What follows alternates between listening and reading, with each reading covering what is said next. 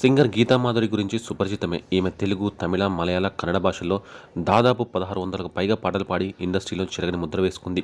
గీతామాధురి ఎలాంటి పాటలు పాడినా హిట్ కావడం పక్కా. ఇక ఈమె నందుని ప్రేమ పెళ్లి చేసుకున్న విషయం తెలిసిందే. టాలీవుడ్లో వీరిద్దరిని బెస్ట్ కపుల్గా చెప్పుకుంటారు. 2014లో నందు గీతామాధురి వివాహం జరగ్గా 2019లో వీరికి దాక్షాయిని అనే బుజ్జాయి జన్మించింది. ఇటీవల గీతామాధురి మళ్ళీ ప్రెగ్నెన్సీ అనే విషయం తెలిసిందే. రీసెంట్గా ఈ సింగర్కు అంగరంగ వైభవంగా సీమంతం జరిపిన ఫోటోలు కూడా సోషల్ మీడియాలో తెగ వైరల్ అయ్యాయి. సీమంతం కార్యక్రమంలో గీతామాధురి, నందు ఉదక శాంతి పూజలు చేశారు. ఎలాంటి దోషాలు, చీడపీడలు లేకుండా శాంతి, ఆయురారోగ్యాలతో, అష్టైశ్వర్యాలతో నిండు నూరేళ్లు హ్యాపీగా ఉండాలని ఈ పూజ చేయించారు. అయితే తాజాగా గీతామాధురికి పండంటి మగబిడ్డ జన్మించాడు.